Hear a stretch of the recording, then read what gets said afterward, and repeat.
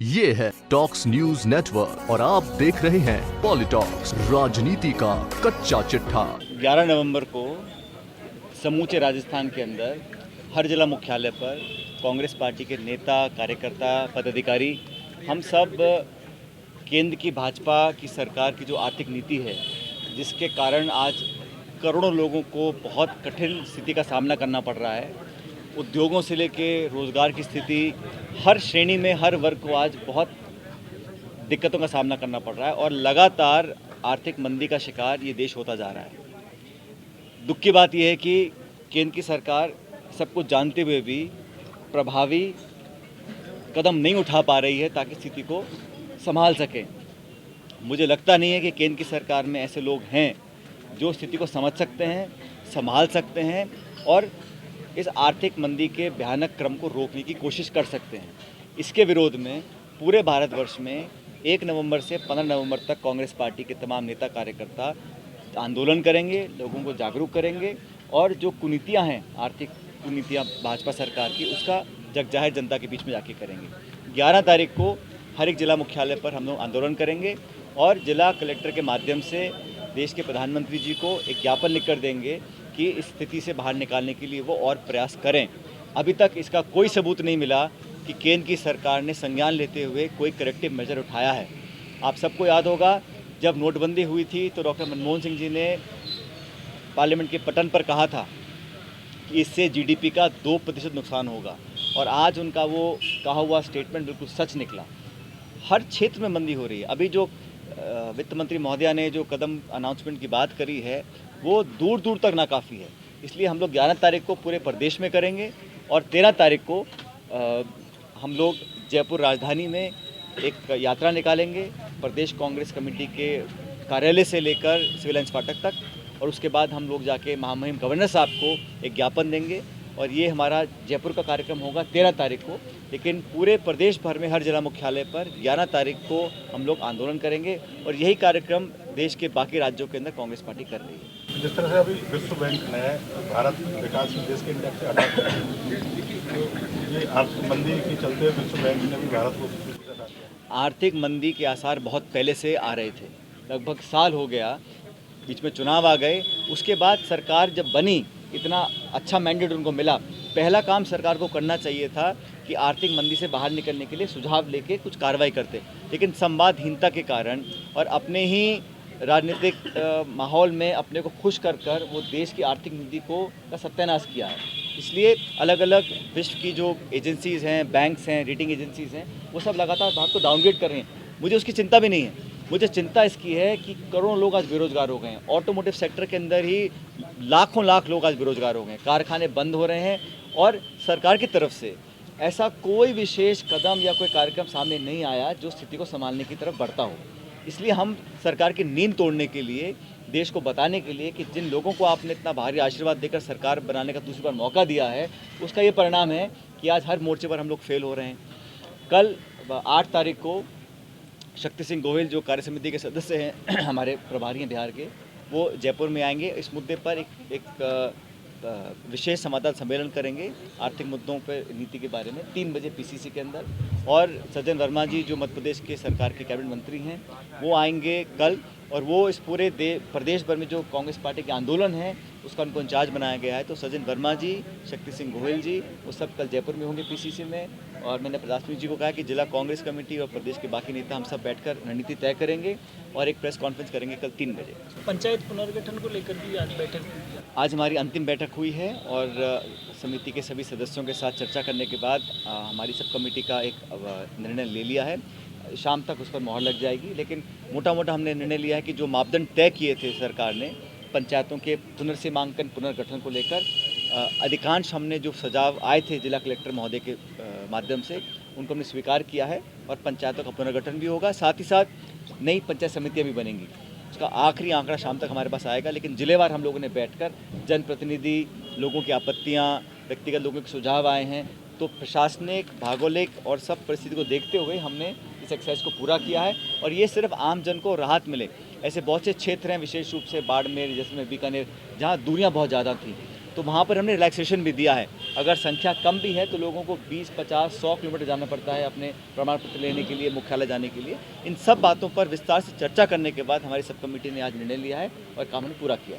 Sir 4 सितंबर को court का फैसला आया था जिसके तहत राजस्थान सरकार को इंश्योर करना था कि पूर्व मुख्यमंत्रियों को आजीवन सरकारी पैसे पर सुविधाएं ना मिले, जिनमें बंगला भी आ जाता था। आज इस बात को 2 महीने से ज़्यादा हो गया है। कोर्ट की डायरेक्शन थी कि 2 महीने के अंदर वो फैसले को इम्प्लीमेंट किया जाएगा और गहलोत सरकार के खिलाफ अब कंटेम्प्ट केस लग गया है राजस्थान हाई कोर्ट में। क्या आपको लगता है कि गहलोत जी इसलिए नहीं इसको इम्प्लीमेंट करवा रहे क्योंकि उनको लगता है कि आने वाले समय में उनको पूर्व मुख्यमंत्री बन सकते हैं? जो भी कोई व्यक्ति देश में है, आज आप पत्रकारों का पूर्व पत्रकार बन सकते हो और ये बात वो नहीं है, लेकिन क्योंकि इस मामले की व्यक्तिगत जानकारी मेरे पास नहीं है, मैं इस पर टिप्पणी करना नहीं चाहता हूँ। मैं इतना ही बोलना चाहता हूँ कि लेकिन जो भी न्यायालय हमारे हैं, सुप्रीम कोर्ट है, हाई कोर्ट है, जो भी निर्देश वो लोग देते हैं हम सभी लोग उसका पालन करना चाहते हैं और इसमें विलम्ब क्यों है इस बारे में जानकारी नहीं है, मैं पता करूँगा इस बारे में। भी जो नगर निकाय के चुनाव है, कई वार्डों में आपको कैंडिडेट ही नहीं मिले, क्या वजह है? कांग्रेस से इतना मोहभंग हो रहा है। कई वार्डों में इतने कैंडिडेट थे कि हम चूज़ नहीं कर पाए कौन सा अच्छा है और लगभग 99% हम लोगों ने अपने कैंडिडेट खड़े किए हैं। कुछ विशेष परिस्थितियां थी जहां स्थानीय नेताओं ने बोला कि यहाँ पर बहुत ज़्यादा टिकट लोग मांगने वाले हैं, तो बजाय एक को सिंबल देने के हम लोगों ने कहा कि आप सब आपस में इंडिपेंडेंट चुनाव लड़िए, बाद में सपोर्ट कांग्रेस पार्टी को करेंगे। नगर निकाय के चुनाव हैं, कल नामांकन वापस लेने का आखिरी दिन है। जो फीडबैक मुझे मिला है अब तक अच्छी तरह लोगों के सुझाव लेने के बाद टिकट वितरण हुआ है। 16 तारीख को वोट पड़ेंगे और इन 49 नगर पालिका में चुनाव हो रहा है, 3 नगर निगम है और मुझे लगता है कि सरकार ने जो काम किए हैं पिछले 10 महीने में उसको देखते हुए लोग अच्छा बहुमत देकर इस बार अधिकांश जगहों पर वोट कांग्रेस पार्टी को बनाने जा रहे हैं। सर कल 8 नवंबर है, नोटबंदी की वर्षगांठ है, क्या कहेंगे? क्यों याद दिला रहे हो तुम अगर है तो? नहीं देखो, वो नोटबंदी का जो कदम था उसके बारे में इतना कुछ कहा गया, लेकिन समय सब कुछ प्रमाण के साथ दिखाता है। उससे क्या हासिल हुआ क्या नहीं हुआ अब देश के सामने है। इतनी भयंकर मंदी हुई है, उसमें कहीं ना कहीं कुछ रोल आर्थिक जो मंदी हुई है उसमें नोटबंदी का भी रहा है। जो सबसे गरीब तबका है, जो रोज़ दिहाड़ी करता है या रोज़ पैसे कमाता है, उस पर बहुत घातक प्रहार किया गया। और नई नौकरी देने के बाद छोड़ दीजिए, जो वर्तमान में लोगों की छटनी हो रही है उसकी कोई गिनती नहीं है। इस देश में सबसे बड़ा मुद्दा जो आने वाले समय का है वो बेरोज़गारी का होने वाला है और लोगों को रोज़गार नहीं मिलेगा तो क्या तो वो भविष्य के बारे में सोचेंगे और क्या उम्मीद नेताओं से करेंगे। जिन लोगों पर विश्वास कर सरकार बनाने का मौका दिया है उनकी पहली प्राथमिकता होनी चाहिए थी कि नौजवान और किसान, और दोनों वर्गों को केंद्र की सरकार ने लगातार निगलेक्ट किया है। आज भी महाराष्ट्र में सरकार कैसे बनाए ना बनाए उस पर ज़्यादा समय लग रहा है बनस्पत इसके कि देश में आर्थिक मंदी के से निकलने के लिए क्या कदम उठाए जाएँ। तो प्राथमिकताएँ क्या है जनता देख चुकी है और मुझे कहने में कोई संकोच नहीं है कि जो परिणाम आए हैं हरियाणा में, महाराष्ट्र में, राजस्थान के उपचुनावों के अंदर, उसे देखकर जनता भी समझ गई है कि बहुत ज़्यादा जिसको दे देते हैं लोग उसकी कीमत नहीं समझते हैं और विश्वास करने के बाद लोगों को कुछ हासिल नहीं हुआ, इसलिए पुनः दोबारा लोग कांग्रेस पार्टी को अपना आशीर्वाद दे रहे हैं। और जो परिणाम निकले हैं हरियाणा और महाराष्ट्र के वो साफ दिखलाते हैं कि लगातार जनता का मोहभंग हो रहा है भाजपा से। सर स्टेट हाईवेज पर दोबारा से प्राइवेट व्हीकल्स पर टोल टैक्स लगाने इस मुद्दे पर जितना बोलना था लोग बोल चुके हैं और माननीय मुख्यमंत्री इस पर अच्छी तरह अपनी बात को रख चुके हैं। मैंने जो बात खत्म हो चुकी है उसको खत्म, वो तो कई ऐसा है ये बहुत जल्द इस पर निर्णय आएगा और इतने सालों से इस पर चर्चा हुई, बहस हुई, विवाद भी हुए, लेकिन कहीं ना कहीं मुझे लगता है कि ये ठीक भी है कि इस लंबे अंतरकाल में जो संशय बना हुआ था उस पर अब पूर्ण विराम लगेगा और जो भी निर्णय इस देश के उच्च न्यायालय, सुप्रीम कोर्ट से बड़ा कोई न्यायालय देश में नहीं है, सुप्रीम कोर्ट जो भी निर्णय लेगा उसको देश के 130 करोड़ वासी मन से स्वीकार करेंगे और उस पर अमल करेंगे और पूरे देश में जो हज़ारों सालों की हमारी संस्कृति और हमारा इतिहास रहा है प्यार का, अमन का, भाईचारे का, एक वर्डिक्ट से आगे पीछे होने से उसको कोई चोट लगने वाली नहीं है। ये देश बहुत गंभीर है, बहुत मजबूत है और इसका ताना बाना इतना मजबूत है कि इसको कोई चाहकर भी नहीं तोड़ सकता। कुछ ऐसे लोग अगर सोचते हैं कि इसका राजनीतिकरण कर कुछ फ़ायदा उठा लें तो गलत सोच है। जो भी सुप्रीम कोर्ट निर्णय करेगा उसका हम सबको सम्मान करना है और यही स्टेट पोजीशन हर पार्टी की है। अब भाषण में कोई कुछ भी बोले, लेकिन समाज और देश समझ चुका है कि अंतिम निर्णय सुप्रीम कोर्ट का आएगा, वो सबको सम्मान्य होगा, उसका सब इज्जत से पालन करेंगे और आगे की ओर बढ़ेंगे। Whatever the Supreme Court decides, the Honorable Supreme Court is the highest court of the land whatever the court decides is and will have to be agreeable to all and everybody. There is no question of agreeing or disagreeing. We all have to comply with that decision.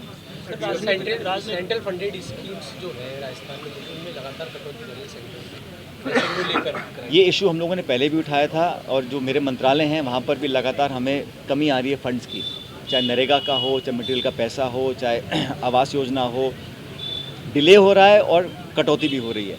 और centrally sponsor scheme जो होती हैं, कम से कम वो mid day schemes हैं, social sector की schemes हैं, उसमें लगातार कटौती हो रही है। एक तरफ तो सरकार बोल रही है कि आपका शेयर बढ़ा रहे हैं और स्कीम्स को फिर राज्य सरकार के माथे मढ़ रहे हैं, तो ये तो व्यवहारिक नहीं है ना।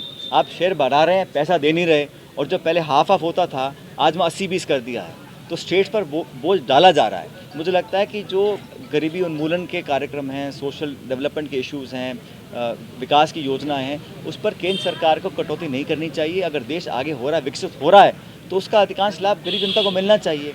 वो इस केस में केंद्र सरकार बहुत कटौती कर रही है, बात सच है। गाँव के विकास के लिए मास्टर प्लान बनाया जा रहा है, गाँव के विकास के लिए मास्टर प्लान तैयार किया जा रहा है। तो मास्टर प्लान जब शहरों का बन सकता है तो गांव का क्यों नहीं बन सकता? और आज से 10, 20, 30 साल के बाद जब ज़मीन की कमी होगी तो जो मूलभूत सुविधाएं हैं उनके संसाधन को वहाँ स्थापित करने के लिए ज़मीन चाहिए होगी। वैसे ही आजकल बहुत अतिक्रमण होते हैं, तो हम चाहते हैं कि एक विजन के साथ ग्रामीण क्षेत्र में हमें पता हो कि आज से 20 साल के बाद क्या रिक्वायरमेंट्स होंगी, जनसंख्या को देखते हुए, भौगोलिक परिस्थिति देखते हुए, कहाँ सड़कें बनेंगी, कहाँ अस्पताल बनेंगे, कहाँ स्कूल बनेंगे। तो एक मास्टर प्लान हम लोग इंतजार कर रहे हैं ताकि हमें पता रहे हम कहाँ खड़े हैं, हमें कहाँ जाना है, वहाँ कैसे पहुँच सकते हैं। शहरों के कभी स्मार्ट सिटी का प्रोजेक्ट आता है, कभी शहरों का मास्टर प्लान बनता है, लेकिन गाँवों का मास्टर प्लान बनाना बहुत ज़रूरी है, मैं समझता हूँ। और ये पब्लिक की भागीदारी के साथ बनना चाहिए ताकि एक विजन क्लियर कट बने कि हमारी सरकार अगले 10, 20, 30 साल में ये करना चाहती है। तो सीएम ने ये कहा कि अगर महाराष्ट्र और हरियाणा में पूरी ताकत से चुनाव लड़ते तो परिणाम कुछ और होते, आप सहमत हैं? ये कोई सवाल थोड़ा हुआ है। नहीं, कई लोग ये भी कह रहे हैं कि भूपेंद्र हुड्डा को अगर पहले कमान दी जाती। जो हो गया वो रात गई, सो बात के हमें आगे देखना है। अब चुनाव दिल्ली के हैं, झारखंड के हैं, और मुझे लगता है कि यहाँ पर भी बीजेपी का परफॉर्मेंस अच्छा नहीं होने वाला है और वो ऑलरेडी बैकफुट पर हैं। और जब उनके आपस के दल शिवसेना और भाजपा में अनबन हो रही है, ट्रिपल अलायंस किया, जनता का वोट भी पड़ गया, क्या कारण है? अगर सत्ता की भूख नहीं तो क्या है? इसका उनको जवाब देना चाहिए। कितने दिन हो गए? राजस्थान में सरकार बनने में 3 दिन लगे थे तो छत पे खड़े होकर चिल्लाया लोगों ने, और यहाँ कितने दिन हो गए? आज 10वां दिन है मेरे ख्याल में। जब हम 3 दिन हमें लगे सरकार बनाने में राजस्थान में कांग्रेस की सरकार, तो उन्होंने क्या क्या बयान दिए थे उन्होंने, और आज 10-11 दिन हो गए हैं और दूर दूर तक कोई नामो निशान सरकार का नहीं है। ये राजनीतिक नियुक्तियों को लेकर चर्चा है, उन्हें वो प्रक्रिया चालू है। इस महीने के अंत तक सब फीडबैक आ जाएगा और मैं चाहता हूँ जल्दी नियुक्तियाँ हों। हम शुरू ब्लॉक, जिले, तहसील तक करेंगे, फिर प्रदेश लेवल की नियुक्तियाँ भी होंगी। और अभी चुनाव में सब लोग व्यस्त हैं, लेकिन नवंबर के महीने में हम फाइनल लिस्ट बनाकर उसको जो AICC की अध्यक्षा हैं उनसे अनुबंधन करा के उसको प्रिपेयर करेंगे। वो बहुत जल्द बनने वाली है। आज मेरे ख्याल मुलाकात भी की है अविनाश जी ने कांग्रेस प्रेसिडेंट के साथ। सब समितियाँ बनेंगी, सब काम बढ़िया चल रहा है। उप मुख्यमंत्री और मुख्यमंत्री जब एक स्तर पे हो तो फिर और कौन सी समन्वय समिति बनेगी? एक सर मतलब वो सत्ता संगठन एक साथ ही तो है फिर। नहीं, वो तो यार जब आप UPA था, मुख्यमंत्री बन गए उनके, फिर कौन सा समन्वय बाकी रहा? मैं उप मुख्यमंत्री बना प्रदेश का। और उसी में कांग्रेस संगठन और कांग्रेस की सरकार के अंदर बेहतर तालमेल हो, इस पर चर्चा हुई थी दिल्ली में। सोनिया गांधी जी की अध्यक्षता में मीटिंग हुई थी, उस पर मेरे ख्याल बहुत जल्द कार्रवाई होगी। और जो कमेटीज़ बननी है, कोऑर्डिनेशन की हैं और डिसिप्लिन कमेटी हैं, वो सारी कमेटी बनेंगी।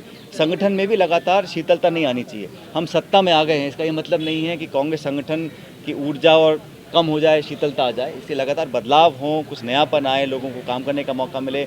और मुझे बताते हुए खुशी है कि पिछले लगभग 6 साल से मैं अध्यक्ष हूँ और आप सब लोगों के सहयोग के साथ जब चुनौती आई है, उपचुनावों की, लोकल बॉडीज़ की, कोई परिस्थिति रही हो, लेकिन जनता का साथ कांग्रेस के साथ रहा। और ये सब मेरे साथियों और मेरे नेताओं की वजह से हम लोगों को कामयाबी मिली। संगठन में बहुत सारे मंत्री बन चुके हैं, तो क्या अब आपकी जो संगठन है उसके अंदर क्या नए चेहरे भी कुछ शामिल हो सकते हैं आपकी कार्यकारिणी में? क्योंकि काफ़ी सारे मंत्री बन चुके हैं उनमें से। लेकिन काम सब अच्छा कर रहे हैं। काम जो है सब उम्दा काम हो रहा है संगठन में। तो जो परिणाम जनता दे रही है वो कांग्रेस पार्टी के कार्यकर्ताओं के एफर्ट से दे रही है। सरकार का काम का जनता देख रही है, अच्छा काम कर रहे हैं हम लोग। लेकिन संगठन ये जो बूथ पे खड़ा होता है, सरकार तो सिर्फ एक विजन करके प्रशासन को चलाती है, लेकिन गांव, ढाणी, शहर, कस्बे, मोहल्ले में जाकर लोगों का वोट निकालना, उनको कन्विंस करना, वोट डलवाना, ये संगठन का काम होता है। संगठन लगातार काम कर रहा है और मुझे तो राजस्थान के कांग्रेस संगठन पर बड़ा गर्व है कि हमने हर स्थिति का मुकाबला किया। कोई भी हमारे पर आपत्ति आई हो, संगठन एकजुट रहा और संगठन की एकता और ताकत ही है कि आज हम लोग सरकार में हैं। जिन लोगों के कंधों पे खड़े होकर हम लोगों ने सत्ता हासिल की है, जिन्होंने खून पसीना बहाए, लाठियाँ खाई हैं जिन्होंने सड़कों पे, उन लोगों का तो हम हमेशा आभार व्यक्त करते रहेंगे जब तक सरकार में रहेंगे। तो सरकार बनी है पार्टी वर्कर्स के मेहनत से और उन लोगों को प्राथमिकता देना हम सबकी जिम्मेदारी। सर, कांग्रेस पार्टी में एक सिद्धांत ये है टॉक्स न्यूज नेटवर्क और आप देख रहे हैं पॉलिटॉक्स, राजनीति का कच्चा चिट्ठा।